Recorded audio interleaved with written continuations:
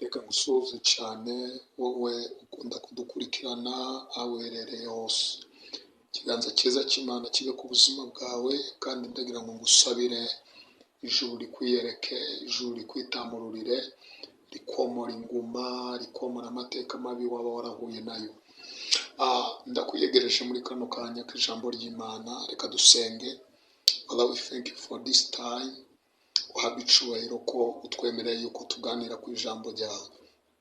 Muri aya masaha usuke umwuka wawe wera, usuke ijambo ryawe riganze mu mitima yacu, twe kuyoborwa n'ibitekerezo byacu, twe kuyoborwa n'ibyo dutuze, twe kuyoborwa n'amarangamutima yacu, ahubwo duhe kuyoborwa n'ijambo ryawe.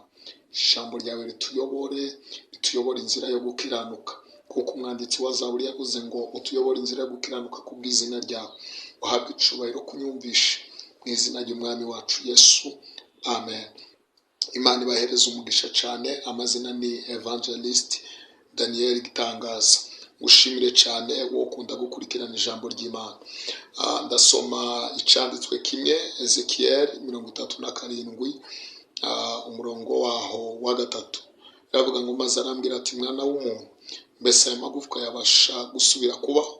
Ndamusubiza nti, mwami Uwiteka ni wowe ubizi. Arongera arambwira ati, hanurira amagufwa maze uyabwire uti, yemwe mwa magufwa yumye mwe, nimwumve ijambo ry'Uwiteka. Iryo ni ryo jambo nifuza kugira ngo tuganire. Birashoboka ko hari situwasiyo y'ubuzima umazemo igihe, cyangwa birashoboka yuko hari ibihe wanyuzemo ariko na n'uyu munsi byagize impact ku buzima bwawe.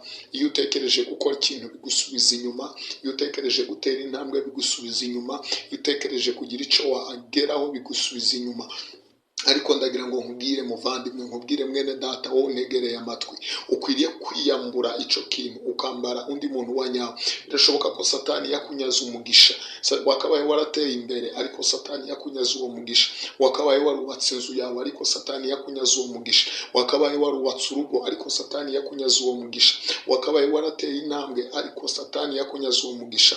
Uyu munsi ndagira ngo wumve ko ijambo ry'Imana rivuze umurongo wa 4, ngarongera arambwira ati, hanurira ayo magufwa. Uyu munsi ijambo riravuze ngo ongera uhanure, try, ongera ayo mahirwe, ongera uhanurire business ya, ongera uhanurire urwo rubyaro umaze igihe warabuze, byaguteye agahinda, byagize impact ku buzima bwawe. Ariko ndagira ngo wongere uhanurire urubyaro ku buzima bwawe, uhanurire abana b'abahungu, uhanurire abana b'abakobwa, bongere babeho ku buzima bwawe. By the way, wowe unegereye ku matwi, umurongo wa 3 wavuze ngo maze arambaza ati, mwana w'umuntu, mbese aya magufwa yabasha gusubirana? Birashoboka ko ibyari byaratangiye ku buzima bwawe byakongera bikongera bikabaho. Birashoboka yuko ibyo wari warabuze, ibyo wari waranyazwe, today byakongera bikagaruka ku buzima bwawe. Birashoboka yuko ibyo umwanzi yakunyaze uyu munsi ari cyo gihe cyawe. We wumvishe rino jambo, I know ndabizi hari umuntu ndimo ndavugana nawe. Ndagira ngo wakire ibirere byawe bifunguke.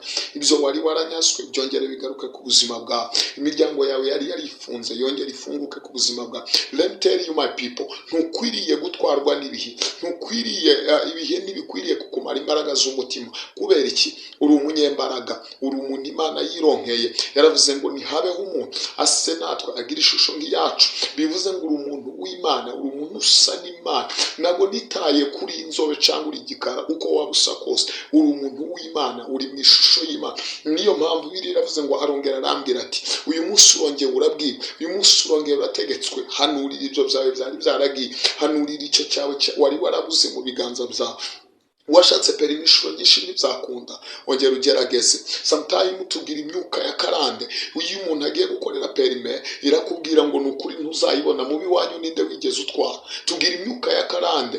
Sometimes iyo umwana w'umukobwa agiye kubaka, imyuka ya karande iramubwira ngo n'ubundi abo mwavukanye bose cyangwa mu muryango w'iwanyu bose babyariye mu rugo iwanyu.